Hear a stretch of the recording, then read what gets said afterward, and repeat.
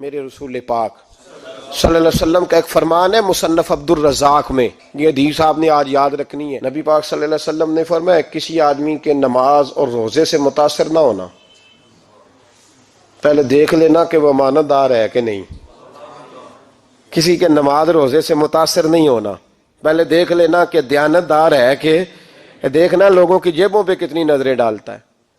فرمایا بہت سارے نماز روزے والے دھوکے بازی کرتے ہیں، دیانتی نہ کریں، اپنے عہدے کا پاس رکھیں، اپنے منصب کا خیال رکھیں۔ عہدہ جس جگہ آپ موجود ہیں آپ کی ذمہ داری ہے۔ میرے رسول پاک صلی اللہ علیہ وسلم نے فرمایا ہر بندہ تم میں سے نگران ہے، اور جو اس کی رعایا ہے اس کے بارے میں اس نے جواب دینا ہے۔ کبھی بھی بددیانتی نہ کریں۔ ہم لوگوں کا پہلے اعتماد حاصل کرتے ہیں، پھر اس اعتماد کو ٹھیس پہنچاتے ہیں۔ اس کا نقصان پتہ کیا ہوتا ہے؟ دنیا میں سب سے کمزور شخص وہ ہوتا ہے جس پر کوئی اعتبار نہیں کرتا۔ جس کا اعتماد ضائع ہو جائے وہ آدمی بکھر جاتا ہے۔ کبھی بھی دھوکہ دہی کی پالیسی نہ بنائیں۔ ہم لوگوں سے مفادات لینے کے لیے اپنے رویے میٹھے کرتے ہیں، اور جب کام نکل جاتا ہے پھر ہمارے رویے بدل جاتے ہیں۔ یہ دھوکہ ہے، یہ بددیانتی ہے، اس کو اللہ رسول نے پسند نہیں کیا۔ میرے نبی پاک علیہ السلام نے فرمایا جس میں 3 باتیں پائی جائیں وہ تو منافق ہے۔ اگرچہ علماء کہتے ہیں یہاں منافق اعتقادی مراد نہیں، منافق عملی مراد ہے، لیکن حضور نے فرمایا منافق ہے۔ یا رسول اللہ کون؟ فرمایا وہ بندہ جب بات کرے تو جھوٹ بولے، جب وعدہ کرے تو مخالفت کرے، جب امانت رکھی جائے تو بددیانتی کرے، یہ تو بندہ منافق ہے۔ حضرت ابو نور علیہ رحمہ نے لکھا ہے، فرماتے ہیں محمود غزنوی کا دور تھا تو ایک آدمی محمود غزنوی کے پاس نا اپنا کیس لے کے آیا، مدعی بن کے آیا۔ اس نے کہا بادشاہ میرا کیس بڑا نرالا ہے۔ بادشاہ سلامت نے کہا وہ کس طرح؟ کہنے لگا یہ میرے پاس ایک تھیلی ہے، میں نہ سفر پہ جانے لگا تو یہ تھیلی پوری ہیروں کی بھری ہوئی تھی۔ فلاں علاقے کے جو قاضی صاحب ہے نا، میں جاتی دفعہ میں کہیں سفر پہ جا رہا تھا تو میں ان کے پاس چھوڑ گیا کہ رستہ لمبا ہے، کہیں کوئی مجھ سے چھین نہ لے، ہیروں کی بھری ہوئی تھی۔ کچھ دنوں کے بعد میں واپس آیا ہوں، قاضی صاحب نے مجھے تھیلی واپس کی ہے تو اس میں ہیروں کی بجائے کھوٹے سکے نکلے۔ اب میں نے قاضی صاحب سے کہا ہے تو قاضی صاحب تو میرے گریبان تک آتے ہیں، وہ کہتے ہیں بتا کہیں سے پھٹی ہے، کھلی ہے؟ وہ جس طرح ٹانکے لگا کے تو نے سی تھی اسی طرح لگے ہوئے ہیں کہ نہیں؟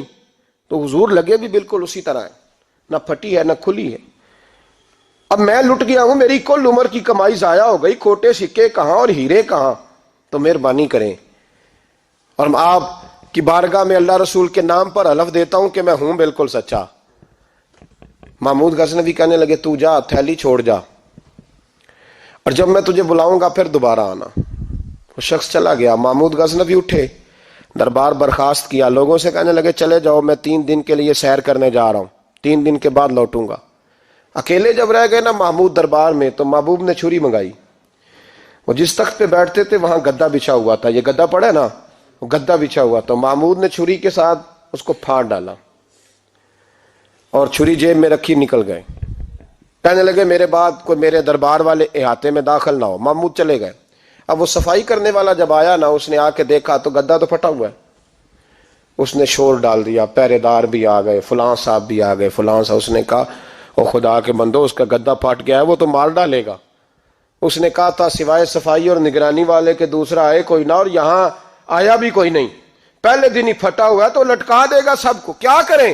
شور ہو گیا، سارے دربار کے ملازمین اکٹھے ہو گئے۔ ایک بندہ بولا، کہنے لگا فکر نہ کرو، میں کیسے بندے کو جانتا ہوں، اس طرح سیے گا کہ جس نے پھاڑا ہوگا اسے بھی پتہ نہیں چلے گا کہاں سے پھٹا تھا، ایسا بہترین رفو کرے گا کہ پتہ بھی۔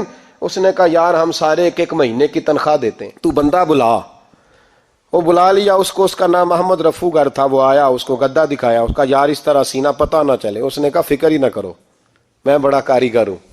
بڑے بڑے کاریگر لوگ نہیں ہمارے ملک میں پائے جاتے، کوئی نشان چھوڑتے ہیں پیچھے؟ بڑے کاریگر کا پیسے ہونے چاہیے، بڑے بڑے کاریگر بندے۔ آپ یقین کریں ایسا فلسفہ، یہ عمرہ عبادت ہے نا، سرکار دو عالم صلی اللہ علیہ وسلم کی بارگاہ کی حاضری بڑی نعمت ہے نا۔ تو سعودی گورنمنٹ نے پابندی لگا دی، خیر ان کی بھی زیادتی ہے، اس طرح کی پابندیاں شریعت اسلامیہ میں جائز نہیں۔ اللہ کے گھر مسلمان جب چاہے جا سکتا ہے، لیکن وہ کہتے ہیں جی 2000 ریال دے جس نے 2 سال بعد بھی آنا ہے۔ انہوں نے پابندی لگائی تو ہمارے ایجنٹوں نے بھی کئی خاص ٹریننگ حاصل کی ہوئی ہے، پتہ نہیں کہاں سے سیکھ کے آئے، انہوں نے بھی رستہ نکال لیا۔ ایک سال سے میں نے کہا کہ جناب وہ 2000 ریال لگ گیا تو کیا کرنا ہے؟ کہنے کوئی مسئلہ نہیں، پاسپورٹ نواں بنوا لو، گنجائش ہے، یعنی ہر شے کا حل ہے۔ اور میں نے کہا یار اب عمرہ کرنے جاتے وقت بھی بندہ دھوکہ دے کے جائے، اللہ کے گھر جاتے وقت بھی اس طرح کی حرکت کرے، کیا حال ہو گیا؟ ہر چیز کا لوگوں نے حل نکال لیا، ہر چیز کا لوگوں نے سٹائل بنا لی۔ ایسا نہ کریں، یہ درست نہیں۔ احمد رفو گر کہنے لگا اس طرح سیوں گا کہ پھاڑنے والے کو بھی پتہ نہیں۔ ان کا پیسے لے یار تو سی دے۔ اس نے سی دی، اگلے شام ہی لا کے بچھا دیا گدا۔ تیسرے دن بادشاہ سلامت آئے، آ کے پہلی نظر گدے پہ ڈالی، اس نے بلایا سب ملازمین کو، کہا کس نے سیا ہے؟ کہا جناب کیا ہوا؟ کہا یہ پھٹا ہوا تھا۔ کس نے؟ کہا نہیں پھٹا ہی نہیں۔ وہ کہنے لگے بنو بات میں خود پھاڑ کے گیا تھا، تو بتاؤ صحیح سیا کس نے ہے؟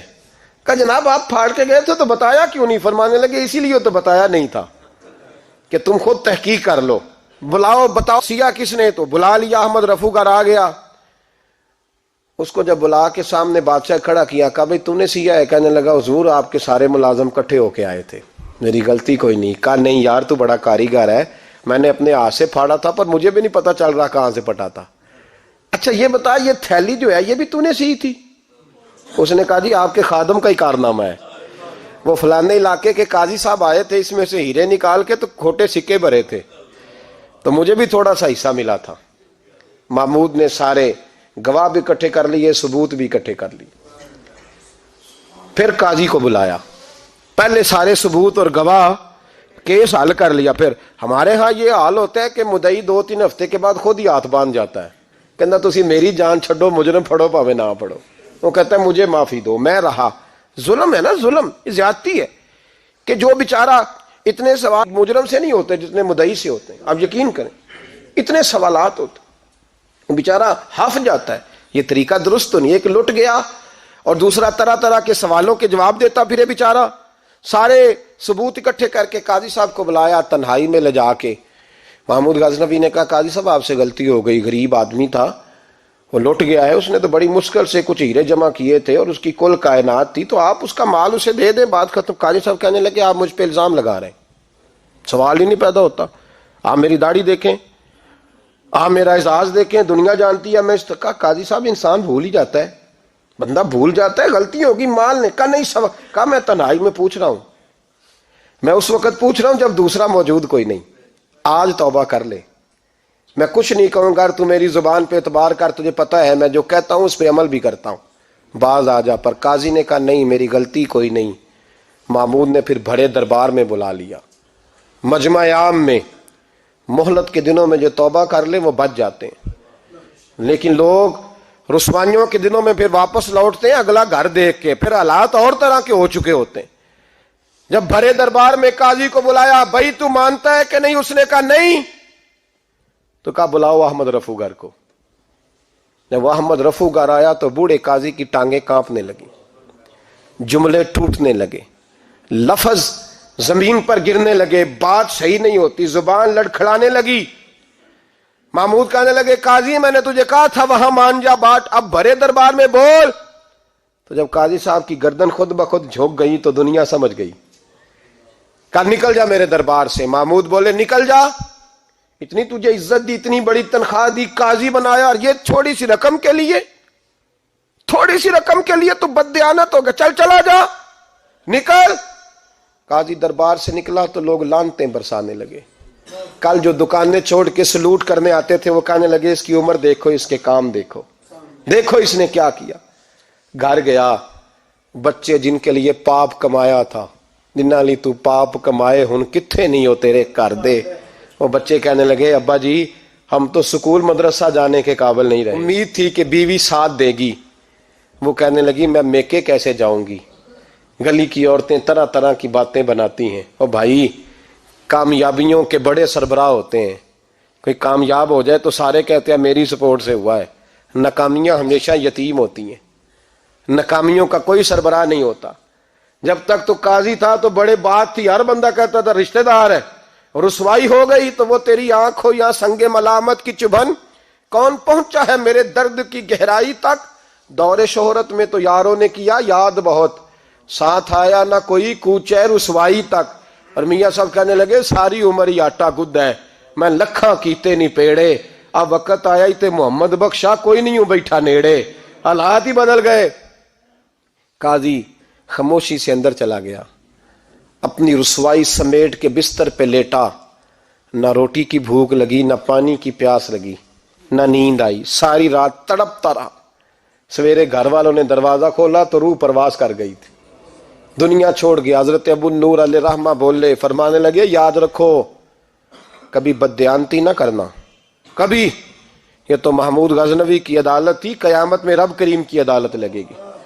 اور فرمایا وہاں تو گواہی دینے والا احمد رفو گر تھا، قیامت میں تو تمہارے اپنے ہاتھ پیر گواہیاں دیں گے، ہمارا اپنا وجود گواہی دے گا۔ اور فرمایا یہاں تو لعنتیں دنیا دار برساتے تھے، وہاں فرشتے ہوں گے۔ اور قاضی کو تو موت آ گئی تھی، قیامت میں تو دوبارہ موت بھی کوئی نہیں آئے گی، وہاں تو رہنا ہے اور سہنا ہے۔ اتنی بددیانتی معاشرے میں، اتنی بددیانتی ہر جگہ۔ اس معاشرے کا بھی کچھ بنے گا جہاں دوائی بھی خالص نہ ملے، یا دوائی میں بھی بددیانتی ہو۔ لوگ اپنے بچے کو آکسفورڈ یونیورسٹی میں پڑھانے کے لیے غریبوں کے بچوں کے رگوں میں جو دوائی اتارے وہ بھی 2 نمبر۔ اتنا بڑا بھی کوئی بددیانت معاشرہ ہوتا ہے کہ لوگ یہاں تک دھندا کریں، یہاں تک کہ لوگ لوگوں کی زندگیوں سے کھیل جائیں اور ہمیں احساس تک نہ ہو کہ کوئی مر جائے گا، کوئی ڈوب جائے گا، کیا بنے گا۔ اور جس نے وہ اپنی رجسٹر کی دوائی کی، اس نے 2-4 لاکھ روپیہ لیا اور اس نے یہ نہیں سوچا کتنے انسان میری وجہ سے مریں گے۔ قتل صرف یہ تو نہیں ہوتا گولی مار کے مار دینا، لوگوں کی زندگیوں سے لوگ کھیل جاتے ہیں، لوگ تباہی کر جاتے ہیں، لیکن بددیانتی سے باز نہیں آتے۔ میرے رسول پاک علیہ السلام کے غلاموں، نبی پاک صلی اللہ علیہ وسلم نے ذرا سی بددیانتی، اور صحابہ کا یہ مزاج تھا، اتنی سی بھی کبھی ان سے غلطی ہوتی تو تڑپ جاتے۔